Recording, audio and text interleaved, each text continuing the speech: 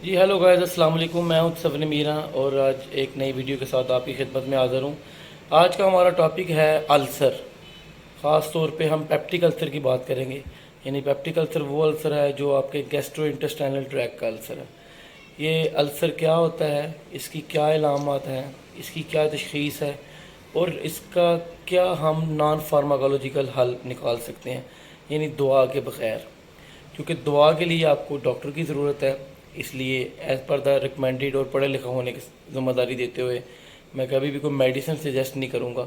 मैं आपको एहतियाती तदाबीर यहाँ पे बता सकता हूँ और यहाँ पे आपको नॉन फार्माकोलॉजिकल यानी दुआ के बग़ैर उसका इलाज बता सकता हूँ।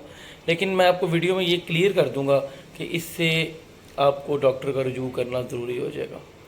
जी आइए चले अब बात करते हैं। तो नाज़रीन, अल्सर को समझने से पहले हमें डाइजेस्टिव सिस्टम को समझना चाहिए।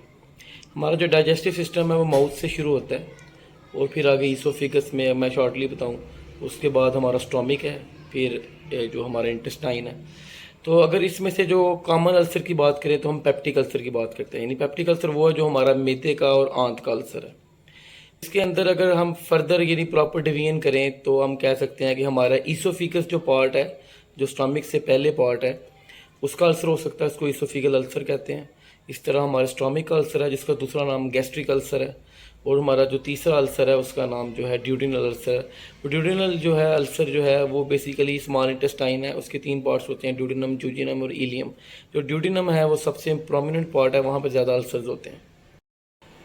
तो अब अल्सर क्या है? अल्सर बेसिकली हमारी कोई भी प्रोटेक्टिव लाइनिंग है उसमें कोई एरोजन हो जाती है, कुछ एरप्शन हो जाती है, उसमें खुरदरापन आ जाता है, कुछ सोर्स बन जाते हैं या सुराख हो जाते हैं, उसको हम अल्सर कहते हैं। यानी हमारी म्यूकस मेम्ब्रेन या स्किन में कोई खुरदरापन या कोई भी सुराख हो जाना, कोई परफोरेशन हो जाना, उसको हम अल्सर कहते हैं। चूँकि हम पेप्टिक अल्सर की बात कर रहे हैं तो इसमें गैस्ट्रिक अल्सर में हमारा क्या कि हमारा जो स्टोमिक है उसकी लाइनिंग डैमेज हो जाती है, उसमें सुराख हो सकते हैं, उसमें रप्चर हो सकते हैं। इसकी क्या वजूहत हो सकती हैं? हमारे मैदे में एक्सेसिव HCl है जो हमारी फूड को डाइजेस्ट करने के लिए चाहिए होता है, उसकी ओवर सिक्रीशन की वजह से अल्सर हो जाता है।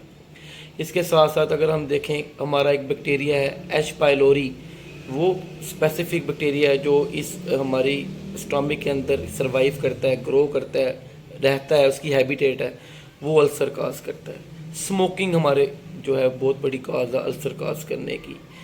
अल्कोहल अल्सर काज करने की बहुत बड़ी काज है।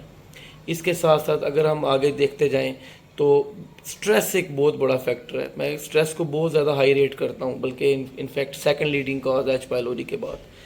तो ये कुछ अल्सर की ख़ास जो है वजूहत हैं जिसकी वजह से अल्सर फैलता है। तो अब कुछ अलामत की बात कर लें। सबसे कॉमन अलामत है कि आपके मैदे में, स्टोमिक में एब्डोमिनल पेन होता है। यानी आपकी ये दोनों पसलियों से बिल्कुल नीचे जहाँ से मैदा शुरू होता है वहाँ पे शदीद दर्द होता है। इसके बाद पेशेंट को उल्टियाँ आ सकती हैं। उसका जो स्टूल का कलर है वो चेंज हो जाता है, यानी पखाने का कलर डार्क हो जाता है किसी जगह पे, मतलब बहुत ज़्यादा उसका कलर चेंज हो जाता है। उसके बाद जो अल्सर के मरीज़ हैं उनको हाइपर सिक्रीशन चूँकि HCl की होती है, तेज़ाबियत बहुत होती है, हार्ट बर्न बड़ा होता है, नौजिया बहुत होता है, यानी दिल बड़ा ख़राब होता है, वॉमिटिंग उनको आती है। इसके साथ साथ अगर उन पेशेंट्स को देखें तो वो अक्सर ये क्लेम करते हैं कि उनको इनडाइजेशन रहती है, यानी खाना हज़म नहीं होता। तो ये चंद बहुत ही आम अलामात हैं जो अल्सर की वजह हो सकती हैं। तो गैस, जिन अलामात का मैंने जिक्र किया, अगर ये अलामात आपको रहती हैं तो ख़ास तौर पे एब्डोमिनल पेन रहती है अगर आपको बहुत ज़्यादा, और आपके स्टूल का कलर चेंज हो रहा है और आपको जलन बहुत ज़्यादा रहती है, तो आपको फ़ौरन डॉक्टर से रजू करने की ज़रूरत है। इसके लिए वैसे कॉमन टेस्ट जो यूजली रिकमेंडेड होते हैं वो स्टूल एंटीजन टेस्ट है, बहुत इंपॉर्टेंट टेस्ट है, यानी आपके पखाने का टेस्ट किया जाता है। इसके अलावा H. पाइलोरी टेस्ट भी होता है सीरम, यानी ब्लड के अंदर भी H. पाइलोरी, चूँकि मैंने पहले बताया कि वो भी काजेटिव एजेंट है जो कि अल्सर काज करता है, हेलिकोबैक्टर पाइलोरी इसे कहते हैं।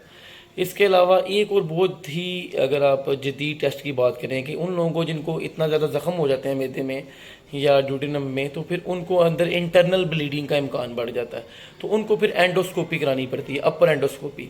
तो उसमें वो एक कैमरा पास करके फिर वो देखते हैं कि हमारा जो स्टोमिक है, इंटेस्टाइन के पार्ट जो है वो कितना ज़्यादा डैमेज हुआ है। तो ये स्पेसिफिक टेस्ट हैं जो किसके लिए कराए जाते हैं। तो تو جی اینڈ پہ کچھ اس کے علاج کی بات کر لیں. میں آپ کو وہ علاج بتاؤں گا جو نان فارماکولوجیکل ہے، یعنی جس میں دوا کا استعمال نہیں ہے. اس میں یہ ہے کہ یہ السر جو ہے بہت زیادہ کیفین سے ہوتا ہے، تو کافی اور کیفین کا استعمال کم کریں. جو لوگ خاص طور پہ اس کے شوقین ہیں، اس میں خدا نخواستہ مسلم تو نہیں لیکن الکوہل کا استعمال ختم کر دیں. اسموکنگ سے آپ کی اسٹامک کی لائننگ ڈیمیج ہوتی ہے، سگریٹ ختم کر دیں.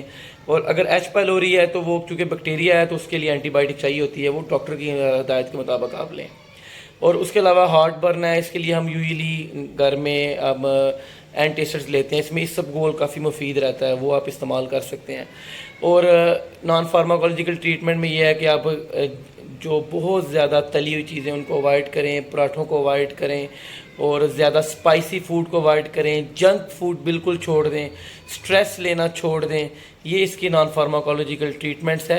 اور ایک دو ٹائپس آپ کو بتا دوں کہ اگر آپ کو کھانا کھانے کے فوراً بعد درد ہوتا ہے، یعنی خوراک کے ساتھ درد ہوتا ہے، تو یہ گیسٹرک السر کی علامت ہے، یعنی آپ کو معدے کا السر ہے.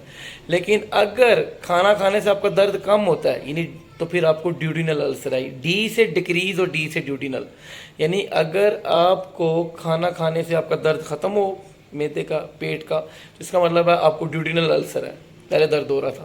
اور اگر آپ کو کھانا کھانے سے درد بڑھتا ہے تو گیسٹرک السر ہے. تو اس کا علاج کے لیے ڈاکٹر سے رجوع کریں، گھر پہ تجربے نہ کریں. اس کی پراپر ٹریٹمنٹ ہے، امپیریکل تھراپی ہے. اس میں 3 قسم کی میڈیسنز یوز ہوتی ہیں. چلو میں وہ فارماکولوجیکل پوائنٹ آف ویو سے بتا دیتا ہوں. اس میں ہمارے پاس ایک پروٹون پمپ انہیبٹر ہم یوز کرتے ہیں، اور اس کے ساتھ ہم ایک اینٹی بائیوٹک استعمال کرتے ہیں، اور ساتھ ہم فلیجل یعنی میٹرونیڈازول کا استعمال کرتے ہیں. ایچ پیلوری کا جو انکیوبیشن پیریڈ ہے اس پہ ڈیپینڈ کرتا ہے کہ یہ کتنے دن تک ہماری باڈی میں رہتا ہے، تو وہ ڈاکٹر سے مشورہ کر کے آپ استعمال کریں. اپنا اس چینل کا خیال رکھیں. اللہ حافظ. میں نے آپ کو اللہ حافظ بول دیا، لیکن یہ میں کہنا آپ کو بھول گیا کہ اس کا علاج ضرور کروائیں.